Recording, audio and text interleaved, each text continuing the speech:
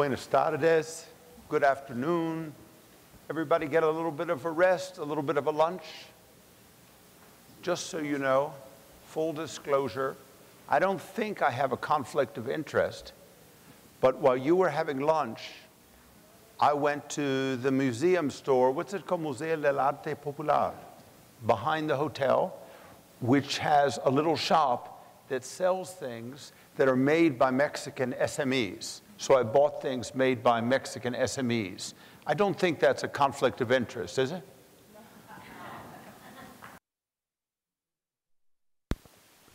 Vamos a hablar en este momento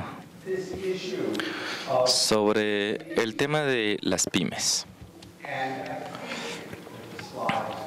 Y creo que las diapositivas también hablan un poco sobre los acuerdos comerciales y apoyo a las pymes. Si no, lo mencionaré después. Pero antes de comenzar, ¿cualquiera de ustedes tiene algún comentario o pregunta de las secciones anteriores? Si hay algo pendiente.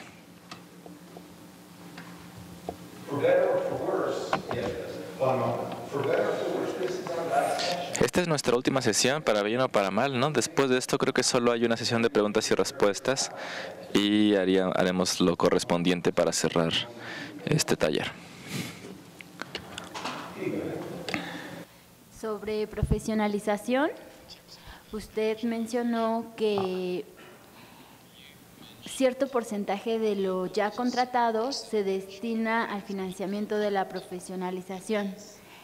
Entonces me interesa saber cómo se realiza esa financiación. ¿Se carga directamente al proveedor o ustedes en los contratos marco incrementan el precio a fin de poder recaudar ese porcentaje?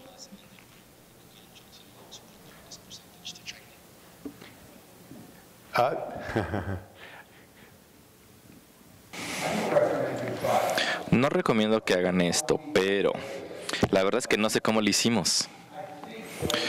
Creo que lo que sucede aquí es que no sé muy bien cómo se mueve el dinero, cómo es el flujo de dinero, pero lo que sucede, según yo, es lo siguiente.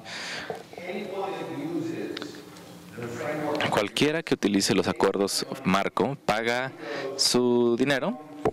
El dinero va, digamos, del sistema de parques, que ese es el usuario, hacia la compañía, ¿no? Y de alguna forma en esta transacción también hay un pago que me parece que viene de las compañías a la GSA, que es la institución o agencia que administra los contratos marco. Entonces creo que este dinero llega a final de año, no sé exactamente cómo ni cuánto, a la GSA, que son los que administran los contratos marco.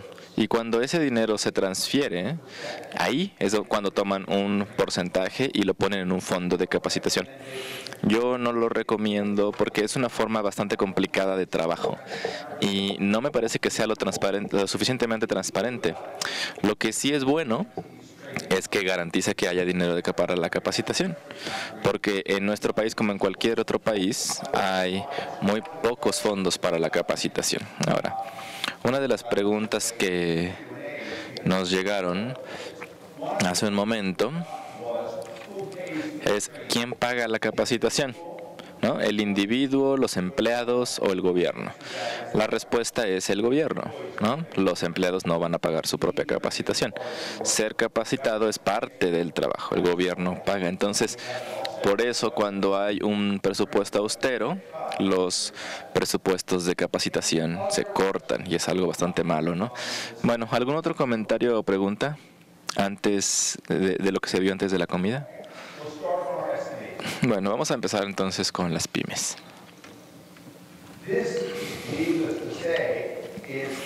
Bueno, sobra decir que esto es Harry, ¿no? El que quiere ayudar a los suyos. Eso es lo que le importa a Harry, él no le importa los otros problemas, sino los propios. Y las pymes se les considera como el motor de la economía nacional. El presidente Obama le gusta decir que las pymes son el motor de la economía americana. Seguro lo escuchan aquí también y se oye en todos los países, ¿no? No es solamente que crean empleos, que sí lo hacen, sino que también se ven como una fuente de innovación. Muchas personas les dirán que las pymes son más innovadoras que las compañías grandes. La verdad no sé si sea cierto, pero lo que sí es cierto es que especialmente ahora, en estos tiempos donde están los startups, las compañías que inician de tecnología, la innovación que proviene de estos startups, las pymes son mucho más innovadoras. Ahora, lo que sí es cierto también es que las pymes en todos los países tienen un apoyo político muy amplio, muy fuerte. Yo estoy seguro que si yo hiciera investigación, podría encontrar ciertas declaraciones de sus presidentes hablando sobre la importancia de las pymes, ¿no? Les puedo prometer que existen esas declaraciones sin hacer la investigación. Y lo mismo es cierto, ¿no? El rey de Noruega seguramente dice lo mismo, que las pymes noruegas son muy importantes. Y el presidente de cualquier otro país y el primer ministro también, ¿no? En el parlamento de todos los países es algo cierto. Ahora, es notable que en Estados Unidos, esto les puede dar una idea de cómo funciona. Está el Senado de los estados y tenemos las cámaras o casas de los distritos más pequeños. El Senado dice, sí, las pymes son muy buenas y todo el mundo nos gustan, pero las cámaras, las casas de representantes, ahí es en donde está el apoyo más fuerte para las pymes. Y eso es porque están más cerca de ellas, están más cerca de la gente, porque los distritos son más pequeños. Así que ahí hay un apoyo muy fuerte políticamente. Y en la diapositiva se menciona que, parece ser que todo el mundo lo supone, ¿no? Pero vale la pena recordar que cuando decimos pymes, hablamos sobre pymes locales, nacionales. Una vez en Marruecos, hace varios años, me reuní con funcionarios gubernamentales y estábamos hablando sobre temas de contratación pública. Y les comenté que en Estados Unidos normalmente reservamos las contrataciones públicas para las pymes. Y este funcionario se acercó a mí y me dijo, eso no es bueno porque en Marruecos tenemos tantas pymes. Él estaba muy contento que en Estados Unidos se reservaran los contratos para los pymes porque en Marruecos tienen muchísimas pymes. Y le tuve que decir la mala noticia, ¿no? Cuando decimos pymes norteamericanas. Y a veces a la gente se le olvida, ¿no? Entonces, hay dos formas principales para apoyar a las pymes. Van a ir viendo que yo voy a agregar algunos puntos, pero hay dos formas principales. Una es darles una preferencia en el proceso de contratación. La forma más obvia, y que es la forma más fuerte por lo general, es decir, esta contratación solamente se puede adjudicar a una pyme. Vamos a comprar, por ejemplo, 100 mesas y les estamos diciendo de entrada que sí va a haber competencia, pero solamente va a ser un concurso entre pymes locales, pymes nacionales. En Estados Unidos utilizamos la palabra especialización o que está apartado más bien, que es un apartado. Y otra forma de tener la preferencia para las pymes, que no es tan fuerte, es darles algún tipo de trato preferencial. Un clásico ejemplo de esto es un ajuste de precio. Entonces, de tal forma que si hay un concurso que está abierto a pymes y compañías más grandes,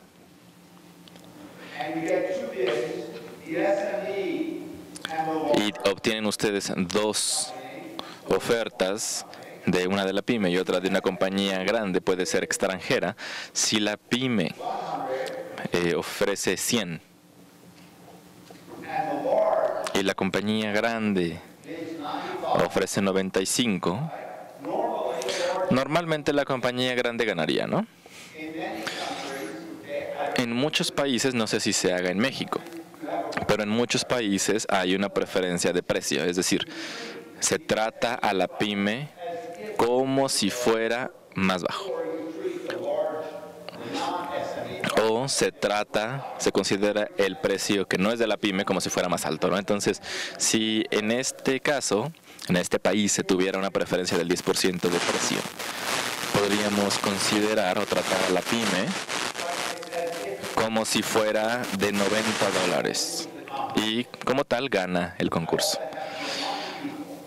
Tengo que recordarles a las personas cuánto es lo que tiene que pagar el gobierno. Bueno, ustedes saben, ellos van a pagar normalmente $100.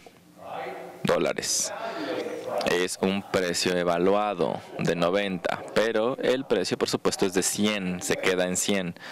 Esta es una forma también de hacerlo y es una forma bastante común de hacer una preferencia para las pymes nacionales.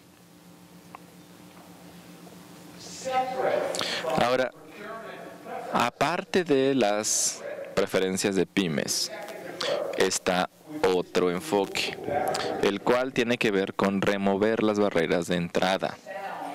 Esto suena bastante bien, ¿no? Por ejemplo, estábamos hablando hace un momento de la capacitación a las pymes. Se les enseña a las pymes cómo preparar una oferta, cómo mantener o administrar cosas con los avales, las garantías, etcétera, ¿no? Se les da capacitación.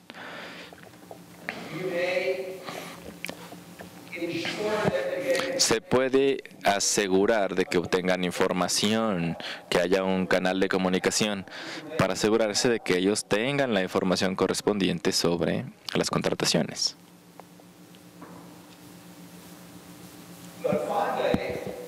Y finalmente está este punto que hablé anteriormente, que es el de tener cuidado en que las contrataciones públicas no sean tan grandes para las pymes. Lo que se llama en Europa división en lotes. En Estados Unidos se llama desagrupación.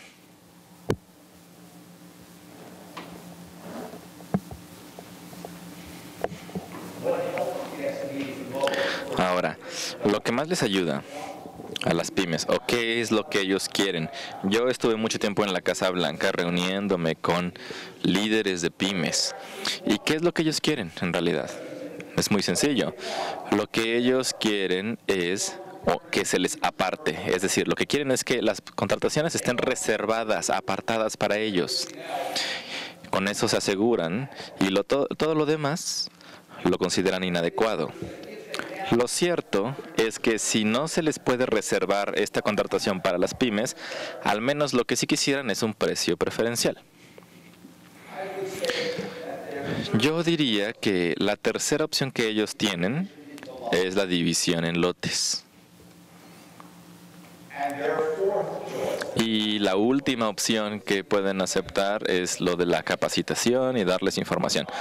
Porque lo que a mí me decía normalmente es que, mira, no necesitamos que tú hagas eso por nosotros. Lo que necesitamos son dinero, necesitamos contratos. No necesitamos que nos des capacitación realmente. Al menos eso es lo que a mí me decían.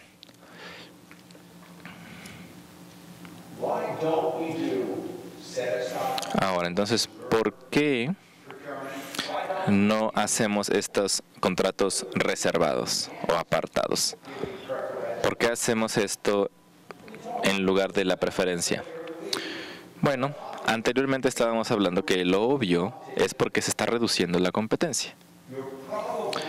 Y probablemente están pagando más, ¿no? A pesar de que Schooner dijo que no tenemos muchos datos al respecto de esto en muchos países.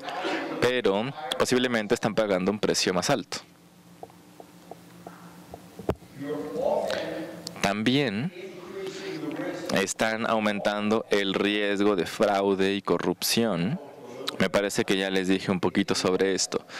En Estados Unidos, como tenemos preferencia para las pymes, y en ocasiones las compañías grandes pretenden ser pymes y el gobierno tiene suficiente gente para revisar y monitorear que esto no sea así.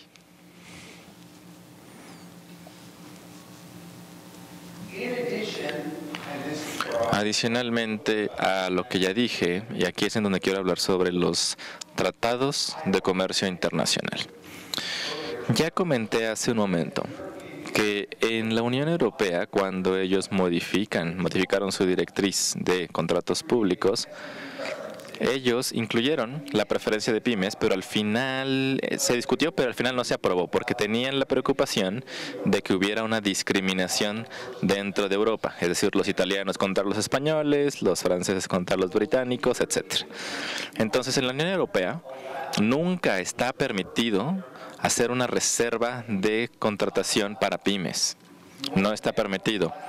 Tampoco se puede hacer una preferencia de pymes en cuanto a precio.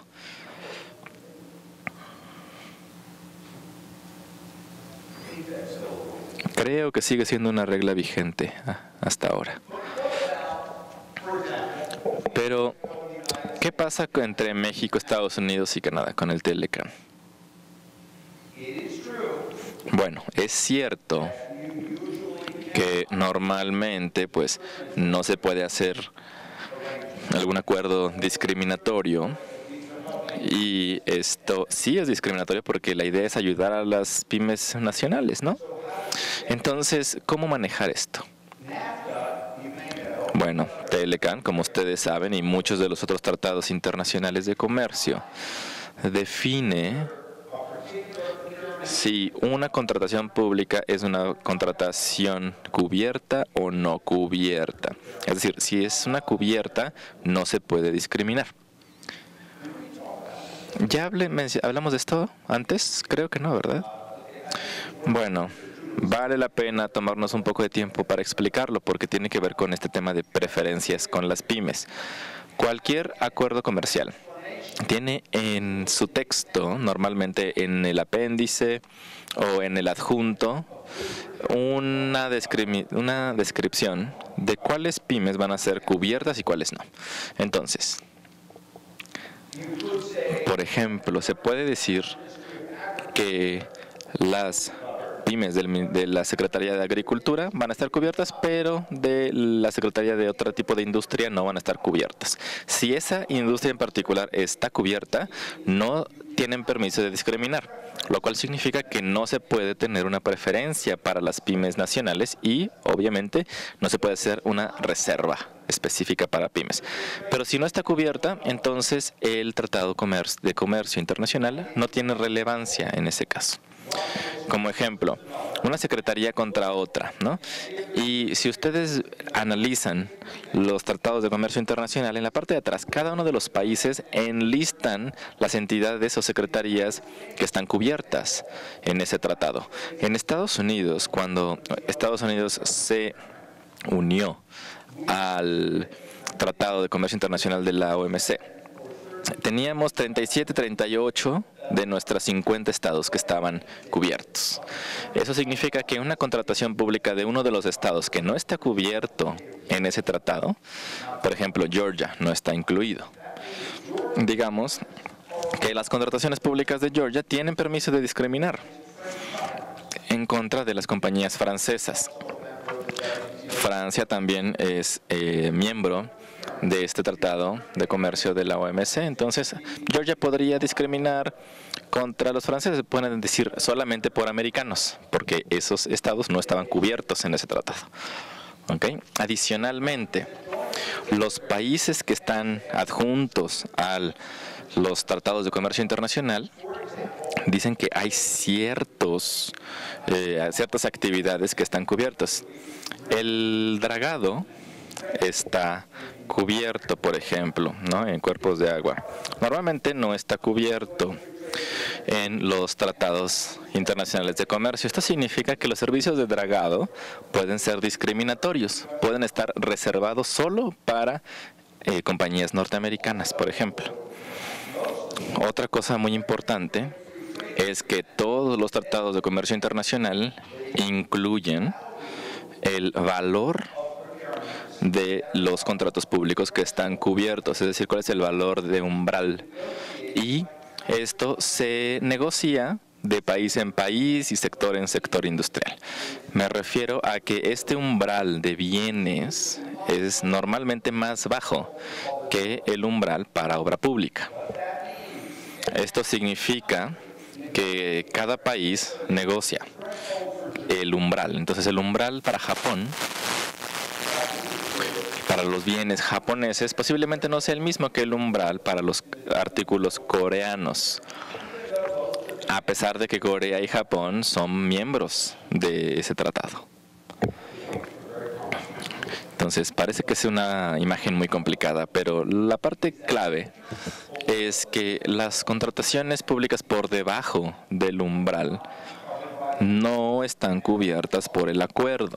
Y como resultado, México podría tener un apartado, un régimen apartado reservado para contrataciones públicas y reservarlas para pymes mexicanas, sin violar el TLCAN, mientras estén por debajo de ese umbral establecido.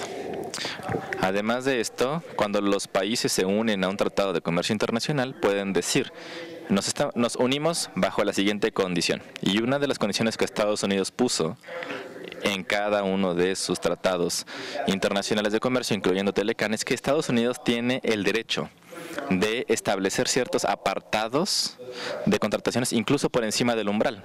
Entonces, estos no son contrataciones públicas cubiertas. Bueno, hay una explicación muy larga, sí, pero, y me disculpo, lo que tienen que recordar es que todo tratado de libre comercio, cada uno de estos tratados permite tener, bueno, cierta preferencia por los nacionales, por empresas pequeñas, medianas, nacionales, aunque sea el valor por debajo de $200,000 para una contratación de productos, o típicamente que esté por debajo de los $200,000 norteamericanos para la contratación de algún producto. Eso se pueden poner a un lado. Ahora, lo interesante es que en contexto europeo no se puede hacer así. Los franceses no pueden por la norma de la Unión Europea. Eso es aplicable para la Unión Europea, no para el resto de nosotros. Ok. Como les mencioné anteriormente, la capacitación y el compartir información puede ser útil. Las pymes se pueden quejar y decir que no es suficiente, pero yo creo que sí da valor.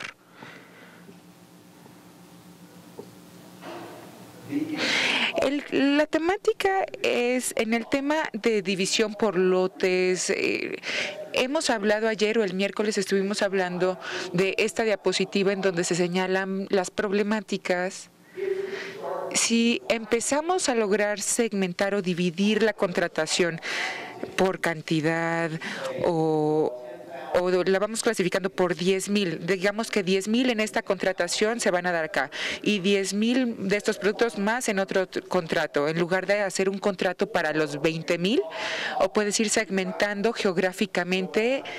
Entonces puedes tener un contrato para la parte oeste de Francia y puedes dar otro contrato para la parte este de Francia en lugar de uno para Francia, o puede ser por artículo. Podrías tener un contrato para software, otro para el hardware y otro para servicios de TI, en lugar de tener un contrato como consolidado de TI.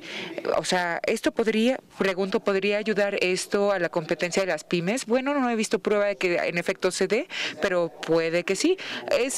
Puedo decir que generará más empleos o más trabajo y bueno, tal vez nos lleve a mayores costos y de alguna forma puede tener incongruencias con la idea que tenemos inicial de agregar y normar. Específicamente en el caso de tecnología o de TI puede ser peligroso tener a tres contratistas u oferentes, porque cuando hay un problema se van a empezar a señalar como culpables. Si hay un problema es él, no fui yo. Si tienes un solo contrato tienes un solo responsable. Si tienes 3 responsables, entonces tienes 3 problemas o puedes tener un riesgo.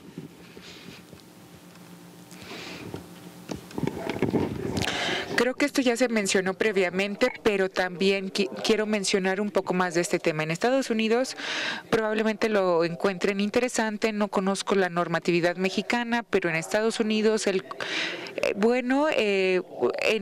los representantes hubo una iniciativa del IPSI, se escuchó en el Senado y ya teníamos un objetivo de llegar a un 23% de cierto número de dólares norteamericanos que se destinarían a los negocios norteamericanos. Nada más son contratos Prime.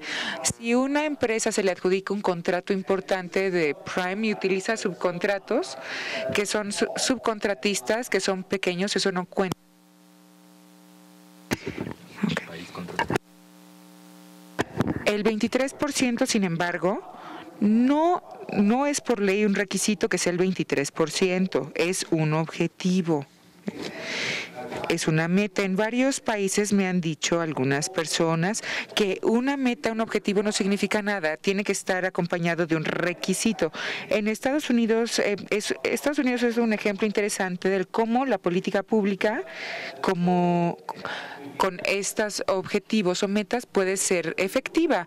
Existe muchísima presión, enorme presión en las distintas dependencias en la estructura del gobierno federal para que se logre cumplir con ese 23% que es objetivo. El proceso es muy transparente y una vez al año existe una especie de formato de calificación y en ese formato puedes ver qué tipo de contratos y cuántos dólares se dieron por dependencia federal o por agencias y cuánto se destinó a estas pymes. Y les puedo decir que cuando trabajé en la Casa Blanca tuve más de una junta en la aula Roosevelt, que es como la zona central de la Casa Blanca, en una de las salas cerca de la oficina oval. Y bueno, aquí tuve varias en el Roosevelt. En ese sitio tuvimos varias juntas de diversos líderes de distintas agencias, sin dar nombres.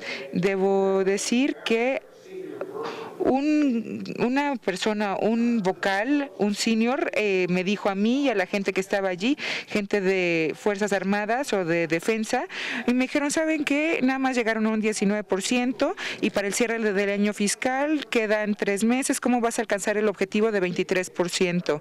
Allí los diálogos son muy serios. Si el gobierno toma esta materia en serio, ciertamente no es sorprendente que en la administración de Obama, durante los últimos 2 años, se ha cumplimentado con esa especificación del 23% señalado, después de unos cuantos años de no alcanzar ese objetivo señalado. Aunque no llegaran en años previos al 23%, estaban cercanos, cumpliendo con el 20-21%. Ahora, la política pública señala o puede manifestar y entrar en efecto si el gobierno, si es respaldado esto por el gobierno y tiene el apoyo. Tal vez encontremos este tema interesante, el tema del diálogo que se da con UNCITRAL, con esos lineamientos para lograr, la sanción o la promulgación debida. Allí en UNCITRAL hay un debate sobre las políticas socioeconómicas. Creo que ese debate es muy interesante y les recomiendo que, yo estoy aquí disponible para ustedes, abierto para recibir preguntas o cualquier comentario. De hecho, espero que ustedes me comenten, me digan quién va a ser voluntario y me habla sobre lo que hacen aquí en México para sus pymes en México. ¿Cómo funciona en México? ¿Tienen esas actitudes preferenciales? ¿Tienen algunos que están puestos por lotes? ¿Tienen alguna forma de preferenciar? ¿Tienen capacitación? ¿Proveen información? ¿Cómo funcionan aquí con las pymes? Quiero saber si sus pymes están satisfechas.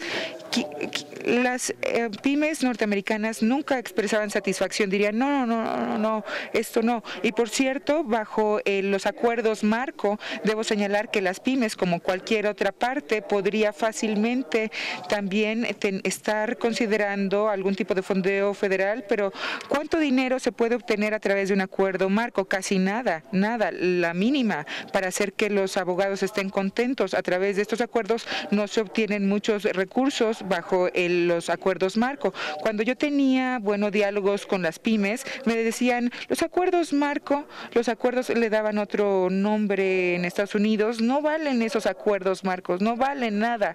Nos decían, no necesitamos esos acuerdos marco, necesitamos trabajo real, necesitamos dinero.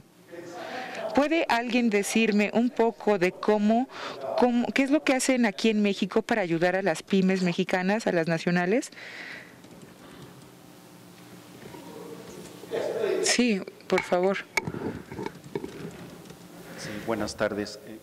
Bueno, en el gobierno federal de México hay toda una política pública de apoyo a las pequeñas, medianas y microempresas. Y esta política pública, pues bueno, también se refleja en apoyarlas a través de las contrataciones públicas. Existe una comisión intersecretarial que justamente busca el apoyo en las contrataciones públicas a estas pymes y a través de ellas se establecen ciertas metas anuales que cada una de las dependencias y entidades federales deben de cumplir en cuanto al monto de las contrataciones que al año, respecto de su presupuesto para contrataciones, deben de adjudicar a las pymes.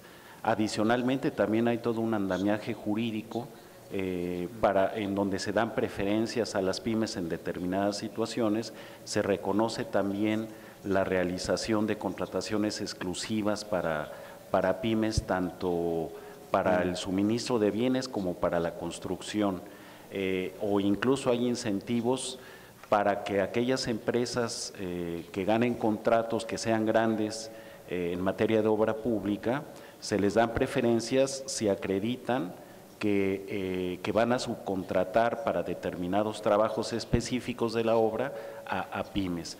Entonces, me parece que México está muy cercano a este esquema que tiene Estados Unidos en cuanto a establecer una serie de preferencias y de apoyos a las pymes. Pero además de las contrataciones públicas, también existe una institución en México que se llama Nacional Financiera, que uno de sus principales programas es apoyar con recursos a las pymes para desarrollar sus capacidades. Si bien es cierto, dado la austeridad en los presupuestos, no es tal vez muy significativo el apoyo, pero ha ayudado un número significativo de empresas pequeñas, medianas y microempresas.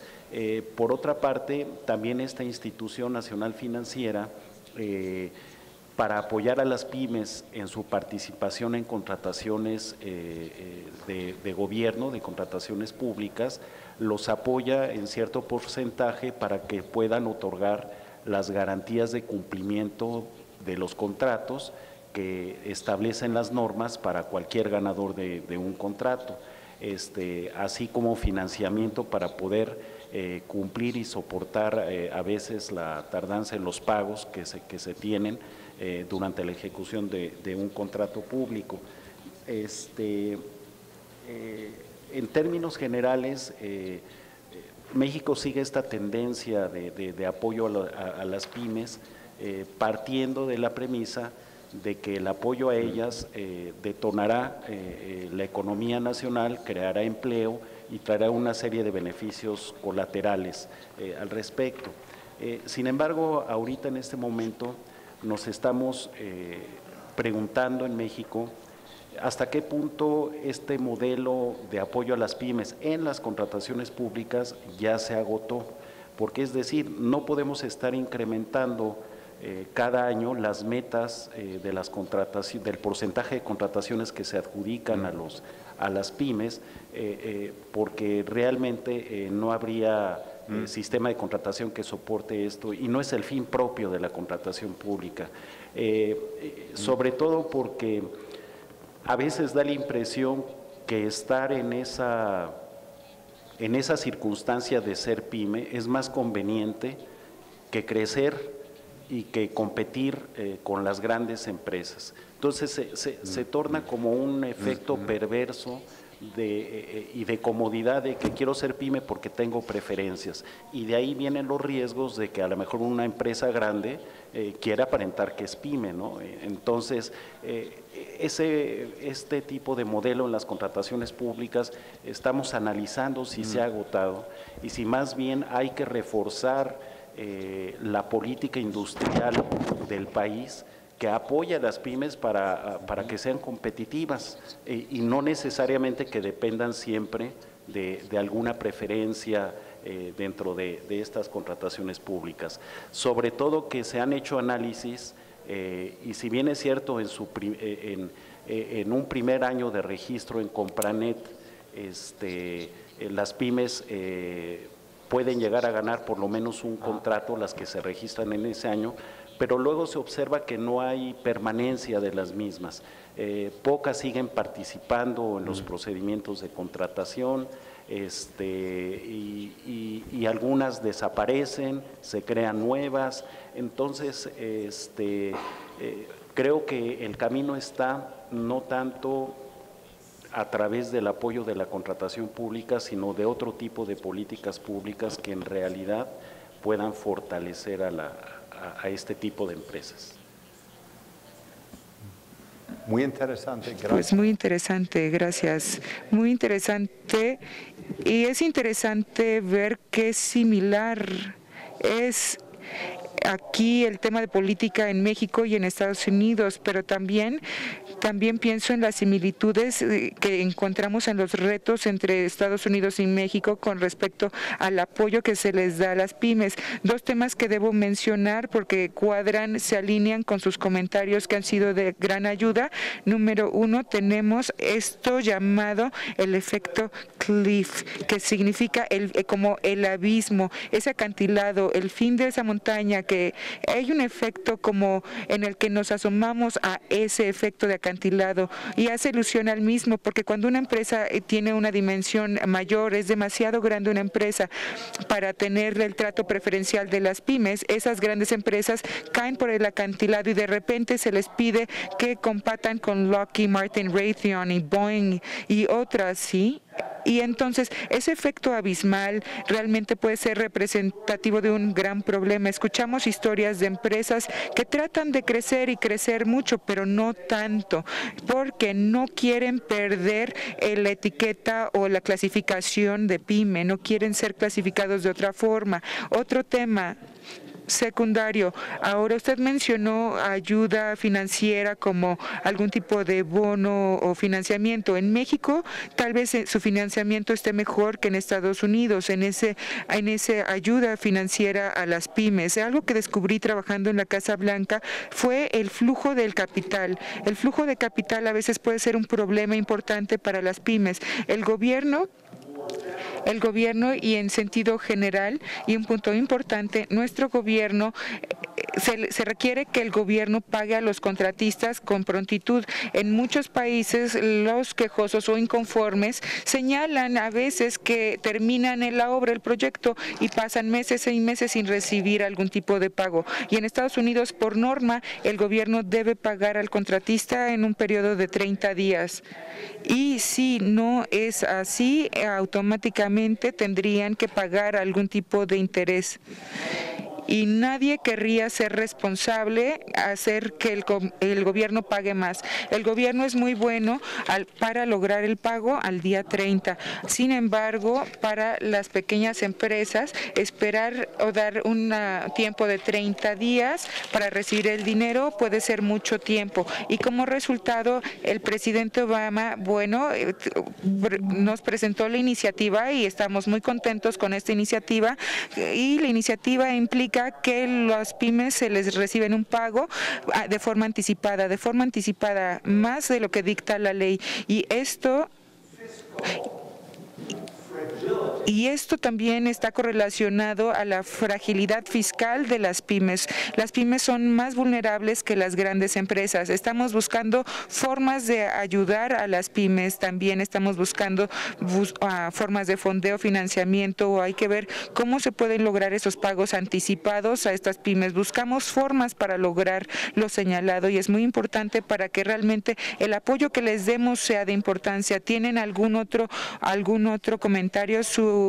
Fue muy de gran ayuda lo que usted menciona. Quiero saber si hay otros programas o políticas de las pymes que podrían mencionar en México como en Estados Unidos. No les he preguntado, pero si me lo permiten les pregunto ahora. Quiero saber si pensamos o piensan que tengo una pregunta. Las pymes, ¿cómo se dice? Pymes, los pymes mexicanos, ¿están contentos?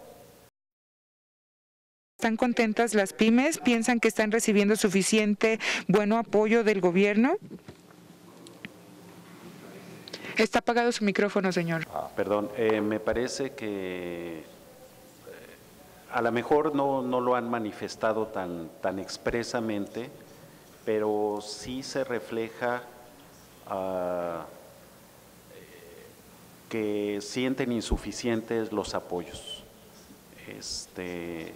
Y bueno, a veces hay desesperación. Me parece que tenemos ciertos cuellos de botella en la contratación pública, como es la cuestión del pago.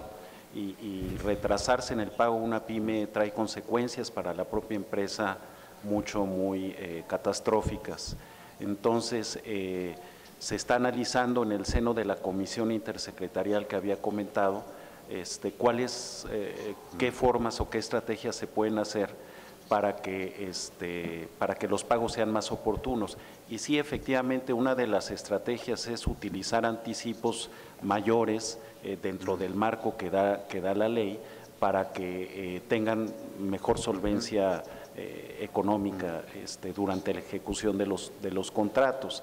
Pero más allá de eso, sí se está viendo la posibilidad de que el trámite de pago a través de un programa que se tiene de cadenas productivas aquí en México, pues pueda ser mucho más rápido.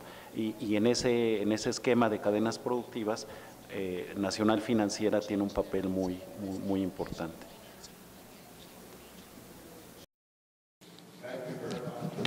Muchas gracias. Yo ahorita estoy disponible para recibir preguntas, comentarios antes de dar el piso a Liz. Por favor. Sí, solo un comentario referente a la presentación sobre la transición para usar el valor óptimo por el dinero. Una de las preguntas que ustedes hicieron al público era si en México estaban dadas las condiciones para implementar eso y una situación tal vez de transición. Yo les quería informar que en cierta medida en México hay una estrategia muy sólida de desarrollo y modernización de las contrataciones públicas.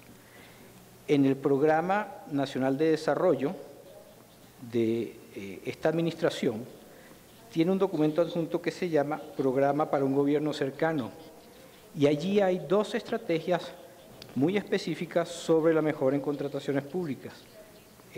La primera es promover la implementación de las estrategias de contratación orientadas al máximo valor por la inversión, y la segunda es obtener las mejores condiciones en la contratación pública. A su vez, estas dos estrategias tienen líneas de acción, o sea, es prácticamente un plan de acción de lo que se debería hacer en el futuro. Eso incluye temas de profesionalización, capacitación, mejor valor por el dinero, fortalecer las condiciones también para las pymes. Es prácticamente un plan político, pero ciertamente es un plan que no se puede implementar y llevar a cabo en un corto plazo, todo lo contrario, es muy complicado. Yo me imagino todo lo que se ha tardado Estados Unidos haciendo esto, pero digamos, están sentadas estas bases a un nivel macro, obviamente habría que buscar aterrizarlas en cierta medida. Inclusive estas líneas de acción o estas estrategias tienen un indicador que señala, que busca mejorar la competitividad. Y voy a citar solo los números que están ahí. La línea de base es que en las licitaciones públicas en México para el 2012 había un promedio de 1.94 ofertas. Se esperaría que la meta para el 2018 sería subir eso en licitaciones públicas, al menos a 4 ofertas.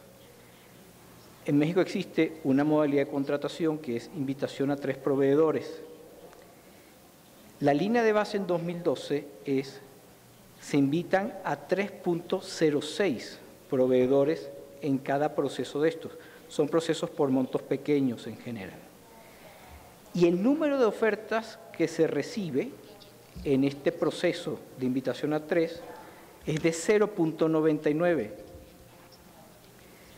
La meta para 2018, para este tipo de procesos de 3 ofertas, sería invitar al menos a 6 proveedores y buscar recibir al menos 3 ofertas.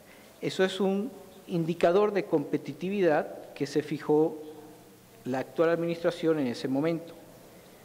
Obviamente habría que ver si se ha hecho seguimiento a estos números, pero lo que quisiera dejar un poco el mensaje es, pareciera que México no tuviera una estrategia o no tuviera claridad. No, México tiene una hoja de ruta que si se lee, se ve que es clara, está muy bien direccionada, pero es un programa que no es fácil de implementar, siendo un país federal. Creo que también tiene una serie de dificultades para hacer eso. Entonces, solo quería informarles a ustedes de alguna manera y compartir con el público que existen esos números, que sí existe una hoja de ruta que se ve sólida, que se ve consistente con muchas de las cosas que se plantearon aquí.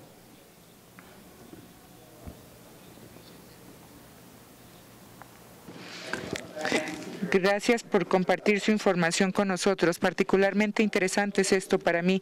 Le digo que mi conocimiento sobre el sistema de contratación mexicano, como sabe, es limitado, pero fundamentándome en la lectura que previa hice y con lo que he escuchado con los años y especialmente con lo que he aprendido de ustedes en estos 3 días, tengo la impresión de que México tiene un sistema de contratación sofisticado que de muchas formas está liderando el desarrollo y es congruente con las mejoras en el sistema de contratación. Esto no significa que no tengan retos que enfrentar. Cada nación enfrenta los propios enormes, pero para mí México está bien posicionado para dar continuidad al progreso en su sistema de contratación. Muchas gracias por su comentario o aportación. Si tienen más comentarios, si no, le voy a dar el micrófono a Liz. Tenemos más tiempo para la sesión de preguntas y respuestas, por favor. Disculpe, no es un comentario, es una pregunta alineada con lo que explicaba previamente. Por lo que usted mencionó, entiendo que las dependencias gubernamentales generalmente tienen la elección o pueden, no sé si tengo certeza o estoy en lo correcto, pueden definir qué metodología aplicar para lograr fundamentar o respaldar a las pymes.